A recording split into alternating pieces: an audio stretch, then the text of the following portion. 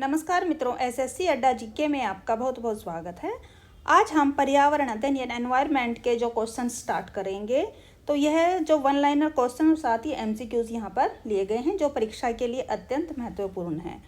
और यह जो टॉपिक है यह सीटेट, साथ ही जो हरियाणा का एग्ज़ाम होने वाला है सीईटी मेंस ग्रुप 56-57 के लिए, उसके लिए मोस्ट इम्पॉर्टेंट है। यहाँ से प्रश्न जरूर पूछे जाएंगे और हमारी कोशिश रही है कि यहाँ पर जितने भी टॉपिक हैं पर्यावरण अध्ययन से संबंधित, जैसे पारिस्थितिक तंत्र, सामुदायिक अंतःक्रिया, जैव विविधता, पर्यावरण अवनयन एवं प्रदूषण, पर्यावरणीय नियोजन एवं प्रबंधन, इन सभी से संबंधित यहाँ पे महत्वपूर्ण प्रश्न लिए गए हैं जो एक ही वीडियो में हमने शामिल किए हैं। क्योंकि हमारी कोशिश है जो एनवायरनमेंट का टॉपिक है हम 2 वीडियो में कंप्लीट कर दें, क्योंकि एग्ज़ाम के लिए टाइम बच्चों के पास कम है।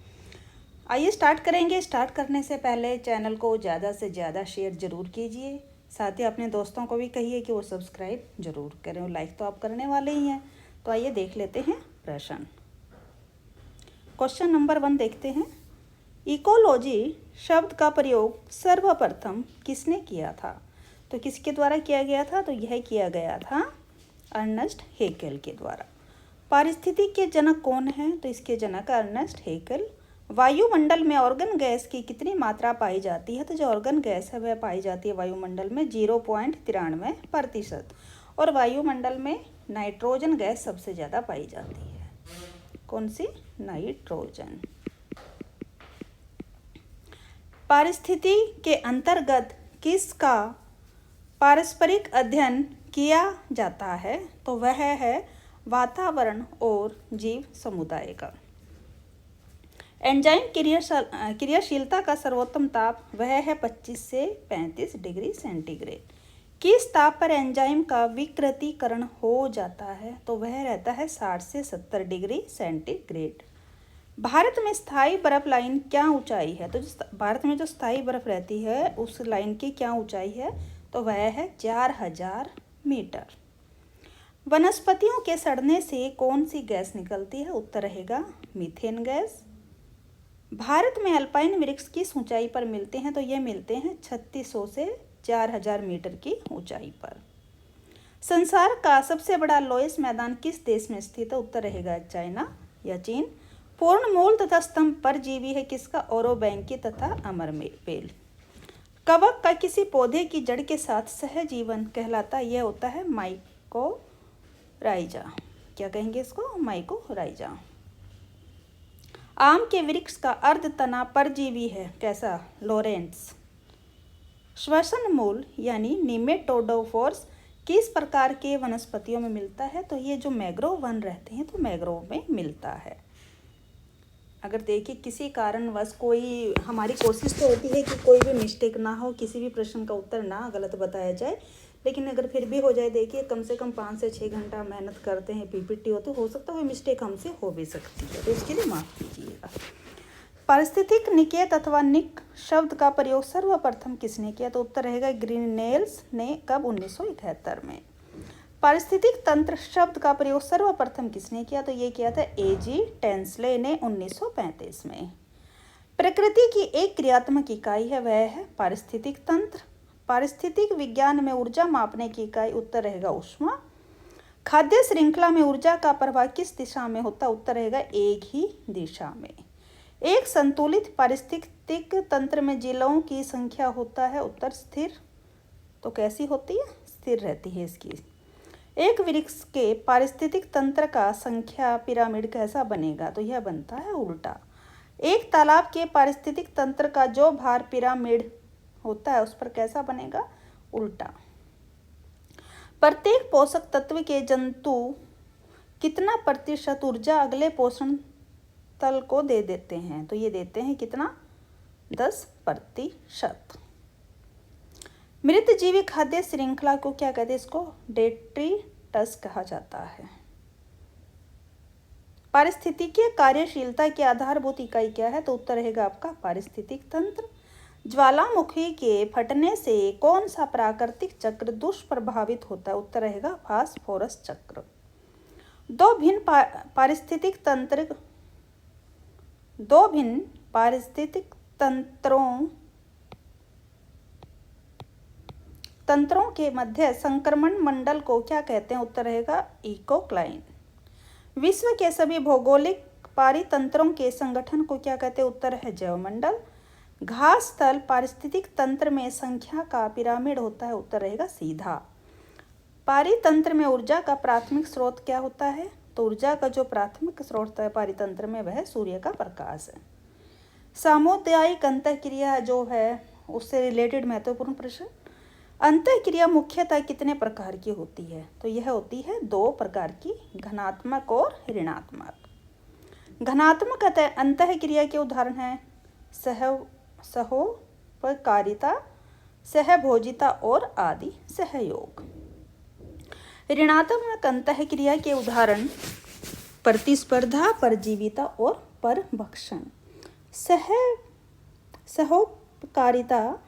सहोपकारिता अंतःक्रिया के उदाहरण रहेंगे आपके लाइकेन, साइकस की कोरेलाइड जड़ें व कवक मूल। क्या रहेगा? सहोपकारिता जो रहती है उसमें रहता है लाइकेन, साइकस, कोरेलाइड की जो जड़ें होती हैं वो, कवक मूल। सहभोजिता अंतःक्रिया का उदाहरण वो है आर्किड, आरोही, कंठलताएं। आदि सहयोग अंतःक्रिया के उदाहरण हैं मूल परजीवी, राइजोफेरा और माइक्रोफ्लोरा। अनुक्रमण की अवधारणा सर्वप्रथम इसको किसने दिया था? तो अनुक्रमण की जो अवधारणा सबसे पहले दी गई किसके द्वारा? वह वार्मिंग तथा क्लीमेंट ने दी थी। नाइट्रोजन स्थिरीकारक नील हरित शैवाल है, कैसा? एनाबीना और नॉनस्टॉप।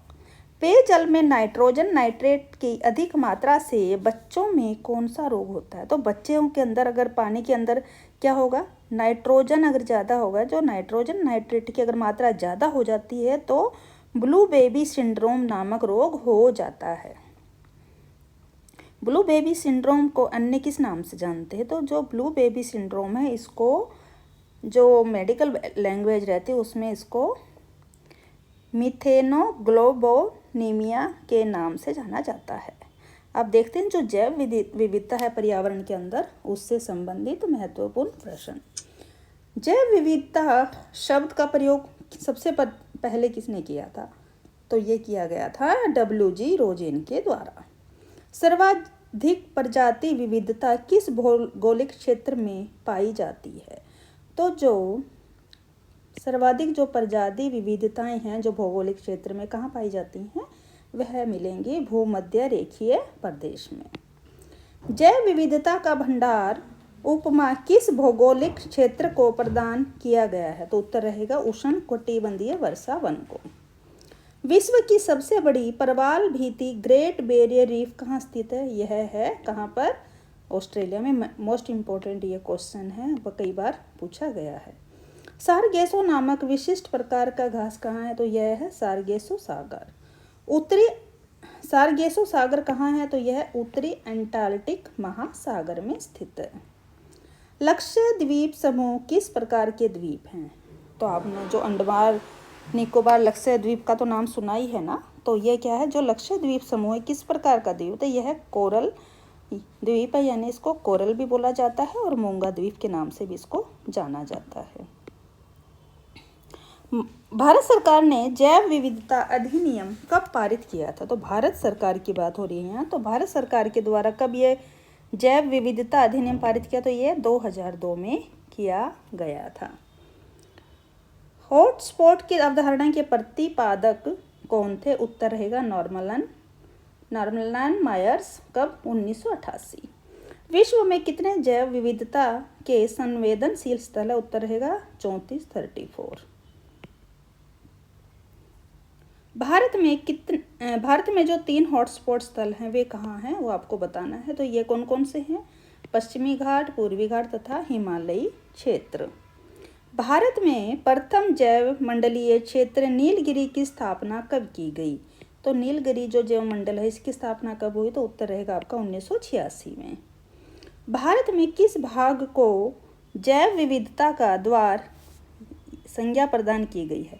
तो किसको कहा जाता है कि जैव विविधता का ये द्वार है? तो वह है पूर्वोत्तर के जो राज्य हैं उनको। उड़ने वाली छिपकली ड्रेको कहाँ पाई जाती है? तो यह जो उड़ने वाली जो छिपकली है यह पश्चिमी घाट के जंगलों में पाई जाती है। थामिन में मृग कहाँ पाया जाता है? तो मृग आपको पता है हिरन को कहा जाता है। तो थामिन में जो हिरन है कहाँ है? तो ये मणिपुर है, जो वहाँ के लोकटक झील के पास इसको पाया जाता है। तो मणिपुर का तो आपका आजकल आप चर्चा देख ही रहे हैं, न्यूज़ में काफ़ी चल रहा है। सर्वाधिक जैव विविधता पाई जाती है, उत्तर रहेगा शांत घाटी केरल। कार्टाजेना प्रोटोकॉल का संबंध है किससे? जैव सुरक्षा समझौते से। टुमारोज बायोडायवर्सिटी पुस्तक के लेखक, तो ये किसके द्वारा लिखी है? तो ये लिखी है डॉक्टर वंदना शर्मा ने। जैव विविधता सम्मेलन COP11 का आयोजन कहाँ हुआ था? यह हुआ था हैदराबाद में 20 अक्टूबर 2012 को। नागोया प्रोटोकॉल का संबंध किससे है? तो यह है जैव विविधता से। तो देखिए कार्टाजेना है, इसका किससे है? इसका जैव सुरक्षा से है। और नागोया जो प्रोटोकॉल है उसका जैव विविधता। नागोया प्रोटोकॉल किस वर्ष लागू हुआ? तो यह 2010 में। नागोया सम्मेलन का आयोजन हुआ था कहाँ पर? उत्तर रहेगा आपका जापान। पृथ्वी शिखर सम्मेलन का आयोजन कहाँ हुआ था? तो यह ब्राज़ील। पृथ्वी शिखर सम्मेलन का आयोजन कब हुआ था? उत्तर रहेगा 1992। पृथ्वी शिखर सम्मेलन में किस संधि पर हस्ताक्षर हुए थे? तो जो पृथ्वी शिखर जो सम्मेलन था उसके अंदर जैव विविधता के जो विभिन्न प्रकार की जो जैव विविधताएं हैं उनको बचाने, उनके संरक्षण आदि के लिए यहाँ पर हस्ताक्षर हुए थे। अब देखते हैं पर्यावरण अवनयन एवं प्रदूषण से संबंधित क्वेश्चन। पैन यानी कि परऑक्सी एसिटिल नाइट्रेट कौन सा प्रदूषक है? यह कौन सा है? तो यह द्वितीयक वायु प्रदूषक होता है। धान के खेतों तथा जुगाली करने वाले पशुओं से कौन सा प्रदूषक उत्सर्जित होता है? उत्तर रहेगा मीथेन। तो मीथेन गैस दम घोटू गैस किस गैस की उपमा है? तो यह कार्बन मोनोऑक्साइड। अगर कार्बन मोनोऑक्साइड ज़्यादा हो जाए तो इससे दम घुटने लग जाता है, इसको दम घोटू गैस के नाम से भी जानते हैं। सुपरसोनिक जेट विमानों से निकलने वाली कौन सी गैस ओजोन परत को पतली करती है? तो ओजोन जो हमारी परत बनी हुई है, जो हमारी सूर्य की पराबैंगनी किरणों से हमारी रक्षा करती है ओजोन परत, तो क्या होता है जब सुपरसोनिक जो जेट विमानों से जो गैस निकलती है उसके द्वारा क्या होता है ओजोन परत पतली पड़ने लग जाती है और उसमें छेद वगैरह होने के कारण ज़्यादा होते हैं। तो क्या होगा? इसका उत्तर ये रहेगी नाइट्रोजन ऑक्साइड। लाइकेंस किस प्रकार के प्रदूषण के सबसे अच्छे सूचक होते? उत्तर रहेगा वायु प्रदूषण के। भोपाल गैस त्रासदी किस गैस के रिसाव के कारण हुई थी? तो यह हुई थी मिथाइल आइसोसाइनेट के द्वारा। और इसमें जब यह त्रासदी हुई थी इसके अंदर काफ़ी लोगों की मृत्यु हुई थी और साथ ही जो न्यू जनरेशन और जो बच गए थे और जो नए बच्चे वहाँ पर उस एटमॉस्फेयर में पैदा हो रहे थे तो उन पर काफ़ी टाइम तक उन चीज़ों का असर रहा था। या तो वो बीमार पैदा हो रहे थे, अन्य काफ़ी चीज़ें उनके अंदर आ रही थी। इटाई रोग किसके कारण होता है? तो यह कैडमियम के कारण होता है। बेंजीन के कारण किस रोग की संभावना सर्वाधिक होते? उत्तर रहेगा जो बेंजीन होता है उसके कारण रक्त कैंसर यानी कि ब्लड कैंसर की संभावना सबसे ज़्यादा रहती है। ओजोन परत सामान्यतः किस मंडल में पाई जाती है? तो ओजोन परत कहाँ बनी हुई है हमारी? यह बनती है समताप मंडल में। क्रैकिंग गैस है कौन सी? Sulphur dioxide. हरित डीजल किस यूरो मानक का डीजल है? उत्तर रहेगा यूरो 4। पार्थेनियम के पराग कण के कौन सा रोग होता है? तो जो पार्थेनियम यानी कि गाजर घास है और इसको क्या कहा जाता है? इसको इंदिरा घास के नाम से भी आप जानते हैं। क्या? इंदिरा घास के नाम से। तो जो ये घास होती है इसके ऊपर जो परागगण बनते हैं, तो जो पराग के कण होते हैं ना छोटे छोटे बनते हैं, उनसे क्या होगा? तो उनसे कौन सा रोग होता है? वह चर्म रोग एवं दमा आदि पैदा करता है। तो ज़्यादा क्या संभावना इसमें? तो सबसे ज़्यादा चर्म रोग और दमा बनता है। हरित डीजल में सल्फर की कितनी प्रतिशत मात्रा पाई जाती है? उत्तर रहेगा 0.001%। अम्लीय वर्षा के जल का पीएच मान क्या होता है? यह होता है 4.2 से कम। अच्छा, जो अम्लीय वर्षा है सबसे पहले कहाँ हुई थी आपको पता होना चाहिए। तो सबसे पहले अम्लीय वर्षा स्वीडन में हुई थी। और जो अम्लीय वर्षा है सबसे ज़्यादा कहाँ होती है, तो ये स्वीडन और नॉर्वे, दो स्थानों पर अम्लीय वर्षा सबसे ज़्यादा होती है। बायोगैस में किस गैस की मात्रा सर्वाधिक प्रतिशत में पाई जाती है, उत्तर रहेगा मीथेन। पौधे के लिए आवश्यक पोषक तत्वों की संख्या होती है कितनी, 16। केंद्रीय मृदा संरक्षण बोर्ड की स्थापना कब हुई थी, उत्तर रहेगा 1953। ध्वनि की तीव्रता किससे मापी जाती है, तो जो ध्वनि होती है, जो सुनने की है, आप सुनते हैं कानों के द्वारा कोई भी आवाज़ें, तो जब उसकी तीव्रता किससे नापी जाती है, वो डेसिबल में मापी जाती है। सामान्य बातचीत की ध्वनि तीव्रता कितनी होती है, तो जो हम सामान्य रूप से आपस में बातचीत करते हैं उसकी रहती है 60 डेसिबल, 60 डेसिबल। केंद्रीय प्रदूषण नियंत्रण बोर्ड द्वारा औद्योगिक क्षेत्र में दिन के समय निर्धारित ध्वनि तीव्रता का स्तर कितना होना चाहिए, तो ये होता है 75 डेसिबल। आवासीय क्षेत्र में स्वीकार मानक ध्वनि तीव्रता दिन में, तो ये रहती है 55 डेसिबल। ध्वनि की गति से अधिक रफ्तार से चलने वाले जेट विमानों से जो उत्पन्न आवाज़ जो होती है, शोर होता है, उसको क्या कहा जाता है, तो कभी अगर आपने विमान की यात्रा की है तो जो जेट विमान होते हैं तो उनसे काफ़ी शोर आपने देखा है ना, सुनाई देता है, चाहे हम नीचे भी बैठे हैं तब भी हमें उसको सोनिक बूम बोला जाता है। क्या बोला जाता है, सोनिक बूम। पहला हाइड्रोजन बम विस्फोट अमेरिका द्वारा प्रशांत महासागर की किस टापू पर किया गया था, तो ये रहेगा बिकिनी टापू। कब किया गया था, ये किया गया था 1954 में। किस स्तर से अधिक की ध्वनि खतरनाक ध्वनि प्रदूषण कहलाता है, तो ये जो 80 डेसिबल से ज़्यादा होती है यह ध्वनि प्रदूषण में आ जाता है, तो इसको ध्वनि प्रदूषण कहलाता है। किस देश में सर्वाधिक अम्लीय वर्षा होती है, तो अभी बताया था नॉर्वे में, और सबसे पहले कहाँ हुई थी, स्वीडन में। अब देखते हैं पर्यावरणीय नियोजन और जो उसका प्रबंध है उससे संबंधित। किसने कहा था कि पर्यावरण प्रबंधन की संकल्पना सामान्यतः पर्यावरण मॉडल से संबंधित होती है, उत्तर रहेगा डेनिस मीडोज 1971। पर्यावरण अधिप्रभाव के आकलन का कार्य सर्वप्रथम किस देश में प्रारंभ हुआ, उत्तर रहेगा अमेरिका में। भारत में कब से विभिन्न क्षेत्रों के अंतर्गत पर्यावरण अधिप्रभाव का मूल्यांकन अनिवार्य कर दिया गया, उत्तर है 1994। लियोपोल्ड मैट्रिक्स का संबंध किससे है, उत्तर रहेगा पर्यावरण अधिप्रभाव के आकलन से। वर्तमान में विश्व के कितने प्रतिशत भाग पर वन पाए जाते हैं, तो यह विश्व की बात है, वर्ल्ड की बात है, तो लगभग 16%। हरा सोना की उपमा किसे दी जाती है, तो हरा सोना बोला जाता है वन को, तो वनों को किस नाम से जानते हैं हम, हरा सोना। केंद्रीय मृदा लवणता अनुसंधान संस्थान स्थित है कहाँ पर, उत्तर है करनाल में। करनाल कहाँ है, तो ये भारत के हरियाणा में स्थित है। जीवाश्म राष्ट्रीय उद्यान किस प्रदेश में स्थित है, उत्तर रहेगा मध्य प्रदेश। 1983 में इसकी स्थापना हुई थी। वन्य जीव संरक्षण अधिनियम का संशोधन कब किया गया था, तो यह 1991 में। भारतीय वन्य जीव अनुसंधान संस्थान कहाँ स्थित है, कहाँ पर है ये, तो यह अवस्थित है देहरादून में। आपको पता होगा राजा गार्डन भी कहाँ स्थित है, काफ़ी बड़ा गार्डन है, तो यह भी देहरादून उत्तराखंड में। भारत में बाघ परियोजना का शुभारंभ हुआ था कब, 1 अप्रैल 1972 को।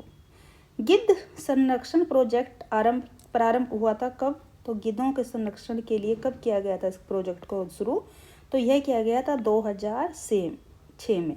किसके द्वारा, हरियाणा वन विभाग तथा मुंबई नेचुरल हिस्ट्री सोसाइटी के द्वारा। भारत में अधिकांश गिद्धों की मृत्यु का कारण, तो यह पशुओं को दी जाने वाली डिक्लोफेनाक नामक दवा है उसके द्वारा गिद्धों की ज़्यादा मृत्यु होती है। टाइगर राज्य की संज्ञा किसे प्राप्त है, मध्य प्रदेश को। क्यों, क्योंकि यहाँ पर सबसे ज़्यादा टाइगर पाए जाते हैं, बाघ हैं, और यहाँ पे बाघ संरक्षण किया जाता है। एशियाई बब्बर शेर का निवास कहाँ है, उत्तर रहेगा गिर वन में। विश्व का सबसे बड़ा टाइगर रिजर्व कौन सा है, उत्तर है हुकांग घाटी टाइगर रिजर्व म्यांमार। हंगुल क्या है, तो हंगुल एक रेनडियर प्रजाति का मृग है, हिरण है। हंगुल परियोजना कब प्रारंभ की गई थी, तो ये की गई थी 1970 में। दाची-गम राष्ट्रीय उद्यान किस संरक्षण के लिए विशिष्ट है? उत्तर रहेगा आपका हंगुल मृग। रासायनिक रूप से कस्तूरी क्या है? उत्तर रहेगा मिथाइल ट्राइक्लोरोपेंटाडेकेनॉल। कस्तूरी या कस्तूरी मृग के किस भाग में पाया जाता है? तो कस्तूरी जो होती है, आप कस्तूरी नाम सुना होगा ना कि कस्तूरी बड़ी महंगी भी मिलती है, तो ये कहाँ पाई जाती है? जो मृग है ये कस्तूरी मृग के कौन से हिस्से में पाई जाती है? तो जो कस्तूरी है यह कस्तूरी मृग के पित्ताशय का एक हिस्सा होती है। क्या होती है? उसका जो पित्ताशय होता है, उसका जो एक शारीरिक अंग है अंदर का, उसका एक हिस्सा। विश्व का सर्वप्रथम राष्ट्रीय उद्यान कौन सा है? तो सबसे पहले जो वर्ल्ड में राष्ट्रीय उद्यान बनाया गया वो कौन सा था? तो ये बना था Yellowstone national park. Yellowstone national park कहाँ पर? अमेरिका। भारत के किस राष्ट्रीय उद्यान में बारहसिंगा की सर्वाधिक संख्या है? कहाँ पर? तो ये दुधवा राष्ट्रीय उद्यान। लोकटक झील में तैरता हुआ भारत का केईबुल लेमजाओ राष्ट्रीय उद्यान कहाँ पर है? तो आपको पता है तैरता हुआ एकमात्र राष्ट्रीय उद्यान है, वो कहाँ पर है? मणिपुर में स्थित है। तो मणिपुर के कहाँ पर? केईबुल लेमजाओ में। भारत में पक्षियों का प्रथम वनारण्य कहाँ स्थापित किया गया था? तो ये था वेदांथंगल में। तो ये अभी तक के हमारे वन लाइनर क्वेश्चंस थे। अब हम इन सबसे संबंधित यहाँ पर मोस्ट इम्पोर्टेंट क्या करेंगे? एमसीक्यू करते हैं। आप अपना खुद भी रिवीजन करके देख सकते हैं कि हमें कौन से और कितने प्रश्न यहाँ पर आते हैं। यहाँ पर हमने 37 प्रश्न लिए हैं। आप देखें आपको कितने आपके करेक्ट है। अगर नहीं भी हैं और उनमें मिस्टेक है तो घबराने की ज़रूरत नहीं है। आप अच्छे से रिवीजन करिएगा, आपकी वो प्रश्न भी तैयार हो जाएंगे। तो आइए देख लेते हैं। जल प्रदूषण को मापने के लिए कौन सा परीक्षण किया जाता है? Biochemical oxygen demand, biologist oxygen demand, biology oxygen demand या ऑक्सीजन डिमांड। तो इसका उत्तर रहेगा आपका option A, biochemical oxygen demand यानी कि बीओडी के द्वारा जल प्रदूषण का क्या किया जाता है? परीक्षण किया जाता है। नेक्स्ट देख लीजिए। महासागरों में जल स्तर वृद्धि का क्या कारण है? अत्यधिक वर्षा या अम्ल वर्षा, ध्रुवीय प्रदेशों में बर्फ का पिघलना या कोई नहीं।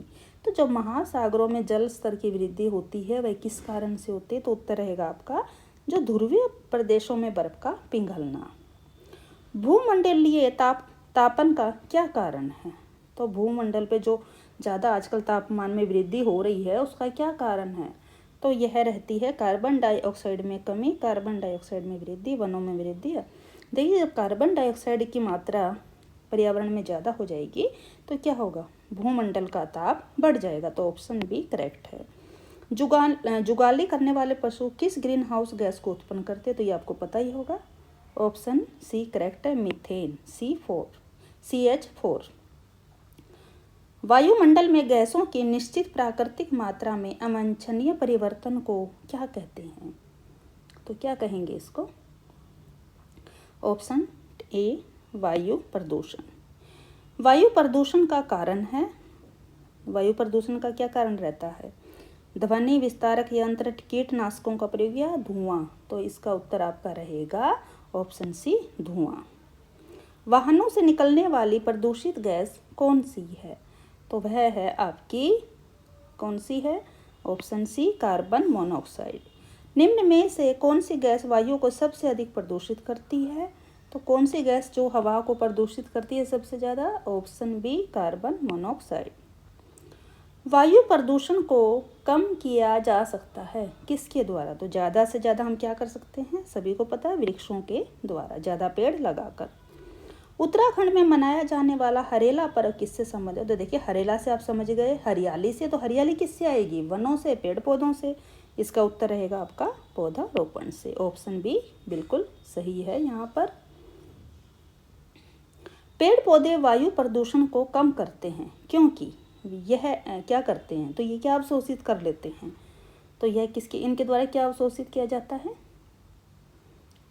तो ये करते हैं कार्बन डाइऑक्साइड। आपको पता है कि पौधे क्या ग्रहण करते हैं? कार्बन डाइऑक्साइड, और क्या छोड़ते हैं? ऑक्सीजन। ऑप्शन डी करेक्ट रहेगा। गैसीय अपशिष्ट है, तो गैसीय अपशिष्ट क्या है? जो गैस से निकलने वाला कूड़ा करकट हम इसको बोल सकते हैं। वह क्या है? तो वह है लकड़ी व कोयले से जलने से निकलने वाला धुआं, ऑप्शन सी। मोटर कार से उत्पन्न प्रदूषक जो मानसिक रोग पैदा करता है, तो जो मोटर कार से जो निकलती है वायु गैस निकलती है, उससे कौन सा सबसे ज़्यादा रोग होता है? तो वह होता है मानसिक रोग होता है। और मानसिक रोग किसके कारण, कौन सा वो है चीज़ है? तो वो रहता है इसमें शीशा, ऑप्शन बी करेक्ट है। मिनी माता रोग किसके कारण होता है? मिनी माता रोग किसके कारण होता है? ऑप्शन रहेगा आपका ए करेक्ट है, पारा। कौन सा वायुमंडलीय प्रदूषक अम्लीय वर्षा का मुख्य कारण है? तो वायुमंडल में जो अम्लीय वर्षा जिसके द्वारा होती है वह कौन सा कारक है, आपको ये बताना है। तो वह रहेगा आपका, बताइए अगर आप देख सकते हैं आंसर अपना, ऑप्शन ज़रूर चेक करके देखें। तो ये रहेगा आपका SO2 यानी कि सल्फर डाइऑक्साइड। अंतर्राष्ट्रीय अम्ल वर्षा सूचना केंद्र कहाँ स्थापित किया गया है? जो अम्ल वर्षा होती है कि बारिश होगी कि अभी अम्लीय वर्षा होने वाली है, तो सेंटर कहाँ पर इसका स्थापित किया गया है? तो उत्तर रहेगा इसका ओस्लो, नॉर्वे। क्यों? क्योंकि देखिए सबसे ज़्यादा अम्लीय वर्षा तो वहीं होती है ना, तो इसलिए जो नॉर्वे का जो ओस्लो है वहाँ पर इसको स्थापित किया गया है। किस देश में सर्वाधिक अम्लीय वर्षा? तो ये क्वेश्चन हमने कई बार बता दिया है, उत्तर आपको याद ही हो गया होगा, ऑप्शन सी करेक्ट है, नॉर्वे। और सबसे पहले कहाँ हुई थी? स्वीडन, याद रखेंगे। अम्लीय वर्षा की खोज किसने की थी? तो किसने सबसे पहले पता किया था कि अम्लीय भी वर्षा होती है? तो ये रहेगा ऑप्शन ए, ठीक है, रॉबर्ट एंगस स्मिथ। ताजमहल को क्षति पहुंच रही है किसके द्वारा? तो ताजमहल है जो उसका आपको पता है, जो उसके वाइट पत्थर हैं कुछ हल्का हल्का येलो पड़ने लगे हैं, तो किसके कारण उसको नुकसान पहुंच रहा है? तो ये पड़ा था मथुरा में जो तेल शोधनशाला है उससे जो वायु प्रदूषक निकले थे उनकी वजह से, ऑप्शन ए करेक्ट है। ओजोन परत किन हानिकारक किरणों को अवशोषित करती है? तो ये करती है किसको? पराबैंगनी किरणों को। पराबैंगनी किरण कहाँ से आती हैं? तो सूर्य की रोशनी के द्वारा, ऑप्शन भी करेक्ट रहेगा यहाँ पर। डॉप्सन इकाई का उपयोग किया जाता है, डॉप्सन इकाई का यूज किस लिए किया जाता है? तो इसका रहेगा ओजोन जो परत रहती है, तो डॉप्सन जो इकाई है उसका यूज ओजोन परत की जो मोटाई है उसको नापने के लिए किया जाता है, ऑप्शन सी करेक्ट है। देखिए पहले भी कुछ 3 से 4 वीडियो मैंने इससे EVS से रिलेटेड डाली हुई हैं जो शॉर्ट्स में है, ज़्यादा बड़ी नहीं है, कोई 20-25 क्वेश्चन या इस टाइप से डली हुई हैं सभी, आप वो भी देख सकते हैं। और साथ ही ये तो आपका है, और इसके बाद एक वीडियो और जिसमें हमारे कंप्लीट क्वेश्चन हम कर देंगे ताकि आप अपनी रिवीजन और स्टडी अच्छे से कर सकें। त्वचा कैंसर किन किरणों के कारण होती है? तो किस कारण होती है? ये ओजोन परत से क्या आती है? ओजोन परत हमें किन किरणों से बचाती है? पराबैंगनी किरणों से। और पराबैंगनी किससे आती है? सूर्य से। और कैंसर जो बनता है त्वचा का किससे बनेगा? पराबैंगनी किरणों से। तो याद रखेंगे ऑप्शन सी करेक्ट है। निम्न में से किस ईंधन को पर्यावरण स्नेही माना जाता है? तो कौन सा ऐसा ईंधन है जो पर्यावरण से प्यार करने वाला माना जाता है, यानी कि जो पर्यावरण को कोई नुकसान नहीं पहुंचाता, इसलिए उसको पर्यावरण स्नेही कहा जाता है? तो ये रहती है आपकी CNG गैस। CNG गैस के द्वारा कोई पोल्यूशन नहीं फैलता है, तो इसलिए इसको संपीड़ित प्राकृतिक गैस कहा जाता है, ऑप्शन डी करेक्ट है। निम्न में से कौन सा वाहनों के लिए सबसे कम प्रदूषक ईंधन है? तो वो हो ही गया सेम ऑप्शन, संपीड़ित प्राकृतिक गैस यानी कि CNG। तो ऑप्शन डी करेक्ट है यहाँ पर। CNG का फुल फॉर्म बताना है अब आपको। तो CNG का फुल फॉर्म क्या रहेगा? तो ये रहता है compressed natural gas, option B correct है। ग्रीन मफलर संबंधित है किससे? तो ग्रीन मफलर जो है, तो ग्रीन मफलर से आप समझ गए हैं, तो ग्रीन मतलब हरियाली, हरी चीज़ों से बात हो रही है। और हरा कौन हो सकता है? हरे होते हैं वृक्ष, और वृक्ष से क्या होता है? जो हमें वायु प्रदूषण से बचाते हैं। तो ऑप्शन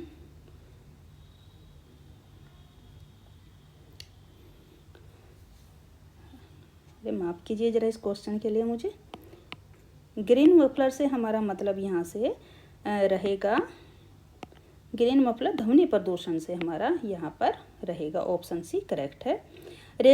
राष्ट्रीय पर्यावरण शोध संस्थान कहाँ स्थित है? तो यह आपका स्थित है कहाँ पर? तो यह राष्ट्रीय पर्यावरण शोध संस्थान हमारा नागपुर महाराष्ट्र में स्थित है। ऑप्शन सी करेक्ट है। केंद्रीय प्रदूषण नियंत्रण बोर्ड का मुख्यालय कहाँ स्थित है? तो यह स्थित है नई दिल्ली। ऑप्शन सी करेक्ट है। भारतीय वन अनुसंधान संस्थान कहाँ स्थित है? भारतीय वन अनुसंधान संस्थान स्थित है, यह रहेगा आपका देहरादून में। कहाँ? उत्तराखंड। भारतीय वन प्रबंधन संस्थान कहाँ स्थित है? उत्तर है भोपाल। ऑप्शन ए करेक्ट है। संयुक्त राष्ट्र पर्यावरण कार्यक्रम का मुख्यालय कहाँ स्थित है? यह रहेगा आपका, कहाँ पर है ये? ऑप्शन ए इसके लिए करेक्ट है, नैरोबी केन्या में। विश्व पर्यावरण संरक्षण दिवस कब मनाया जाता है? तो यह मनाया जाएगा आपका 26 नवंबर को। और 26 नवंबर को क्या है? तो 26 नवंबर को भारतीय संविधान दिवस भी मनाया जाता है। याद रखेंगे, इसी दिन विश्व पर्यावरण संरक्षण दिवस और उसी दिन 26 नवंबर को ही भारतीय संविधान दिवस मनाया जाता है। नेक्स्ट है, पर्यावरणीय समस्या का उदाहरण क्या है? ओजोन स्तर का ह्रास, अम्लीय वर्षा, हरित गृह प्रभाव या सभी? तो क्या है समस्याएं? तो सभी कारणों से होंगे ना ये तो ये होगा आपका ऑप्शन डी यहाँ पर करेक्ट है। पर्यावरणीय ह्रास का मानवीय कारण क्या है? तो जो पर्यावरणीय जो सबसे ज़्यादा पर्यावरण को कौन नुकसान सबसे ज़्यादा पहुंचाते हैं? जनसंख्या विस्फोट, उन्मूलन, नगरीकरण या सभी? तो ऑप्शन डी करेक्ट है, सभी। पर्यावरण संरक्षण का क्या अर्थ होता है? पर्यावरण संरक्षण का क्या अर्थ है? तो पर्यावरण संरक्षण का अर्थ है प्राकृतिक संसाधनों का संरक्षण। अपने जीव जंतु पेड़ पौधों आदि को बचाना, तो जो भी प्राकृतिक हमारे संसाधन हैं उनकी रक्षा करना ही इसका अर्थ है। तो प्राकृतिक संसाधनों का संरक्षण, ऑप्शन बी करेक्ट है। विश्व वन्य जीव कोष का प्रतीक क्या है? तो ये तो आप सबको पता ही है, रटा होगा। नहीं भी पता है तो हम बता देते हैं आपको, यह रहेगा लाल पांडा। ऑप्शन बी करेक्ट है। काकरापार परमाणु शक्ति केंद्र किस राज्य में स्थित है? तो ये कहाँ पर है? यह रहेगा ऑप्शन डी गुजरात में स्थित है। तो ये थे मोस्ट इम्पोर्टेंट क्वेश्चन। आपको हमारी सीरीज कैसी लगी आप ज़रूर बताइएगा, और प्लीज़ आपसे रिक्वेस्ट है ज़्यादा से ज़्यादा चैनल को शेयर कीजिएगा। धन्यवाद।